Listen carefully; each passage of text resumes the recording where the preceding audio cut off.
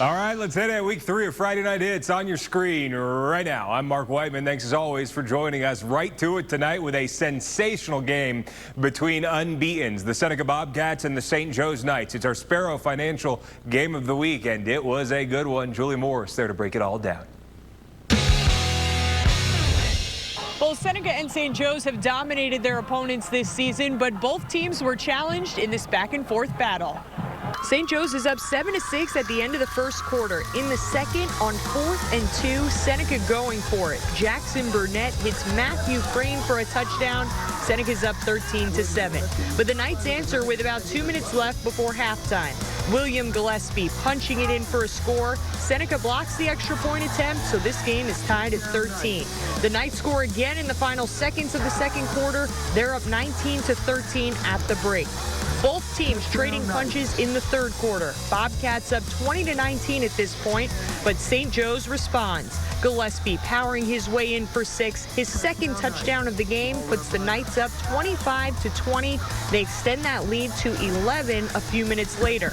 Bobcats still hanging though. The Burnett and Crane connection working again. Seneca pulls within 3. The Bobcats are up 4 heading to the 4th. St. Joe scores first in the fourth quarter. Knights quarterback Walker Wood shaking a defender and taking it in from 15 yards out.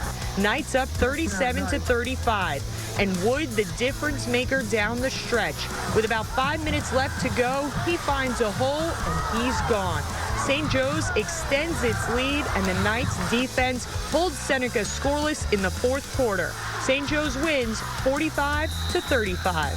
Earlier this week, Greenville News, South Carolina Prep put us #1 at 1A, and we had to answer that. We've never been there in school history. We had to answer that type of pressure, and the boys did tonight, and they know they had a big team against a top 10 3A team, and they answered the bell. Seneca plays Woodmont in its next game. St. Joe's hosts Ware Shoals next Friday. At Seneca High School, I'm Julia Morris, WYFF News 4 Sports. Julia, thank you. Mighty impressive win for St. Joe's. Not many teams off to a better start than Burns. The Rebels have scored at least 54 points in each of their 3 wins, and they have been stout defensively as well. Greer coming off a big win over Blue Ridge last Friday. No score first quarter. Rebels ball, Kobe Shaw. He's off to an incredible start this year, hooking up with Tyleek Brooks. And Burns is on the board, 7-0 in the second quarter. Greer on the move now. Josh Runyon connecting with his guy, Chase Bird, going deep, and Bird is into the end zone on the bomb shot. They tie the game up at 7. This was a tight game, but it's the Burns defense holding strong in this one, and they hang on to improve to 4-0, 23-14 over Greer. Boiling Springs and Matt Reel hosting Hillcrest. The Bulldogs' new head coach getting his first win last week, but tough to step in front of these charging Rams. Hillcrest Logan Coldren, cold as ice, running in for the 6-yard touchdown. Rams on the board first, 7-0 Hillcrest into the second quarter. Bennett Judy, the top passer in Greenville County, and he's going deep to Coldren over the shoulder, and Coldren's going all the way down to the 2-yard line. And just a few plays later, well, you already know Hillcrest is going to capitalize. Bennett Judy in for the 1-yard score. 14-0 just before half, and they go on to win 48-0 over Boiling Springs. Teal Hanna at Wren. Welcome home, Bryce McGowan's the former Wren standout, and Charlotte Hornets rookie honored on the field during the game. Wren punting. It's a trap, but Teal Hanna not fooled by the fake. Tyler Morgan totally covered up. Teal Hanna would score on the ensuing drive. 6-0. Trayvon West finds a crease and exits stage right. 72 yards for the Hurricanes touchdown. The extra point no good. It is 6-6. But on the ensuing kickoff, Bashan Burton. This game was crazy. He receives the kickoff, and he goes a long way back as well. Teal Hanna coming out on top in this one, 38-28 over Wren. All right, let's hit up a couple scores tonight. Greenwood beating North Augusta 21-14, and Woodmont over Travelers Rest 49-29. Spartanburg losing on the road at Grayson 51-24, and Ware Shoals, this is a Thursday night game, beat West Oak 30-0. A couple of unbeatens getting together at Powdersville. The Patriots have won 15 of their last 16 games, and Pendleton at 2-0 already has more wins this season than they did all of last season. The Patriots are a high-scoring bunch, averaging 46 points every Friday. Helps when you've got Thomas Williams in the backfield, our Mr. Sparky drive of the week. Pat's going to the Virginia Tech commit early and often. He's weaving and breaking tackles. How about a 50-yard gain on the first play of the drive? And then just a couple of plays later, Elijah Hudgens, need anything? He's going to the corner store. Powdersville goes 70 yards in 4 plays, takes a 7-3 lead. Bulldogs now trying to get back in this game. Luke Gray, Abijah Webb, nice gainer down the sideline for Pendleton, but the Bulldogs get stuffed on 4th down, and Powdersville was just getting started. Eli Hudgens, he's gone. The quarterback with the zoomies, and Powdersville goes on to win 49-10 over Pendleton. Westside coming off an emotional blowout over TL Hanna last Friday. Their first win against their rivals since 2016 at home against Abbeville. Rams on a roll. Cutter Woods to Jamison Wilson into the end zone for the first Westside touchdown of the game. They lead 7-0 at that juncture, and they were just getting started. Woods to Nehemiah Smith. Rams led 28-0 at halftime. Abbeville would rally, but the Rams hang on 31-20 over Abbeville. Eyes on the sky, Sky 4 over Blue Ridge, scoreless in the first quarter, and the Eagles on the fly. Calvin Banks making a deposit from 31 yards out. Straight cash. Eastside strikes first as Banks scores the touchdown. Blue Ridge, though, comes right on back, and they're down and close. Tucker Massey punching it in. Eastside kicks it into high gear, and they get the win on Friday night, 37-20. The Jailman Patriots 3-0 for the first time since 2011 on the road at Easley. Special night for the Green Wave. The 1972 football team and 1973 girls basketball team, state champions, both honored during the game. Scoreless at the half, third quarter.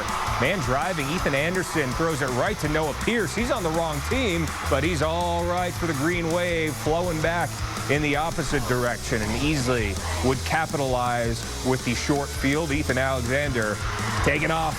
Green Wave score first. The Jail Man would get it going. Anderson rolling, hitting, trip. O'Neal, the Patriots go on top 7-6, but it's Easley winners here, and they hand Jail Man their first loss of the season, 21-14. Lions on the hunt. Daniel fresh off an early bye week at home against Hart County, and fresh from the start. Opening kickoff, our USC Upstate play of the week. My son, Kelly, some kind of week he's had, committed to Virginia Tech on Tuesday. Houses the game's first play for the Daniel touchdown. Lions just getting started on Friday night. They've got the ball again. Blaine Simons, he's going Kelly's way for another Daniel touchdown. They go up by 14. We know how explosive the Lions are offensively. The defense getting the job done too. Hudson Miller, a huge sack, loss of 16 on the play, and it's all Daniel in this one, 38-17. All right, back to scores quickly. Saluda beating Emerald 21-14, and Walhalla over Southside 50-25. Clinton improving to 4-0 over Aiken 49-13, and Chapman beating Lawrence for their first one of the year 24-21. Hey, we were taking a quick time out, but plenty still to get to, including just the 6th all-time meeting between Greenville and Malden. But first, our Eric Mitchell Real Estate mic'd up. It's Malden head coach Sayer Neesmith taking us to break.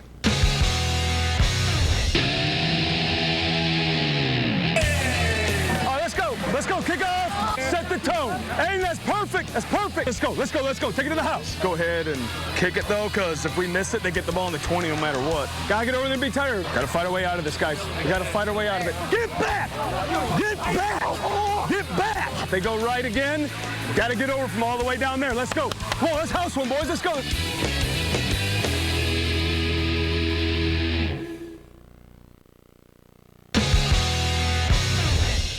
Watching Friday Night Hits. Welcome to Malden! Appreciate the warm welcome, guys. The 0-3 Greenville Red Raiders making the trip to take on the 1-1 Malden Mavericks tonight. Picked this one up in the first quarter. Greenville's Bryson Drummond, he is looking downfield. He's finding MJ Bennett diving into the end zone for the 27-yard touchdown. The Red Raiders up 7-0 in the early going. He knew right where the camera was. He was coming right at us. Malden punting on 4th down. It's blocked.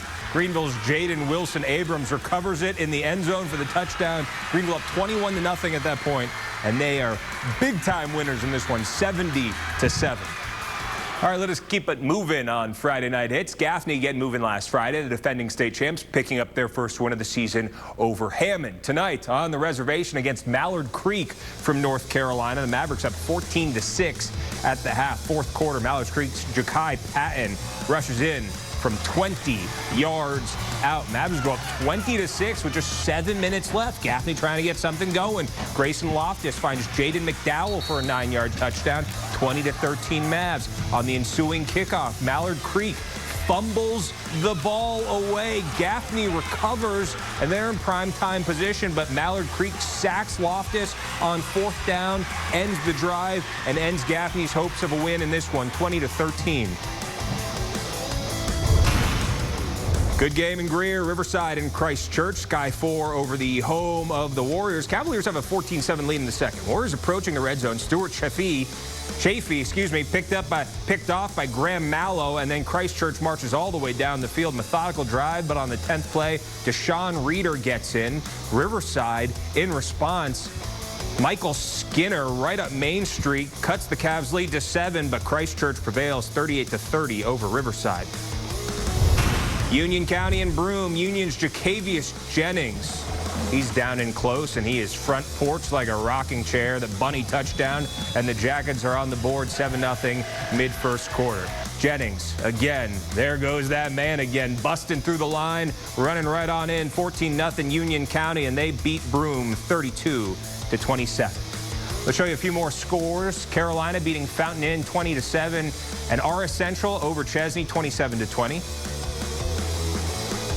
Louisville beating Blacksburg 31-25, and Polk County over Landrum 49-7. Belton Honea off to a 2-0 start. They haven't done that since 2018, facing the Wolverines of Woodruff, hoping to bounce back after their first loss of the season last week. To Woodruff we go, and the fans are loving it. BHP's got a 27-14 lead with the ball. A.J. Pendleton, Eli Strickland. The Bears grooving here. It is 34-14. Bears in front into the fourth quarter. This game is back and forth here. Woodruff's Carson Tucker driving.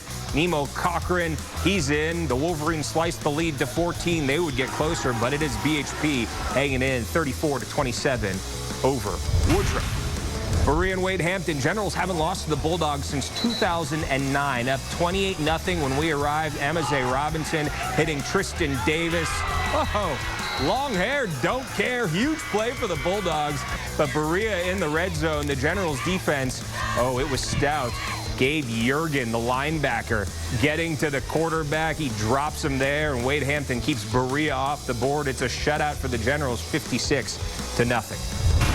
Our last game of the night, Liberty hosting Dixie. The winner here gets to 500 over the season's first 4 weeks. Liberty down a touchdown. Dixie backed up to punt, and uh-oh, that is a safety for Liberty. Alex Peraza making the play. Hornets led 7-2 at the half. Into the third, Liberty coughs up the ball. Thomas Ferguson recovers, but Dixie is driving, and on 4th and 1, it's the Red Devils holding for the goal line stand. They put together a strong fourth quarter.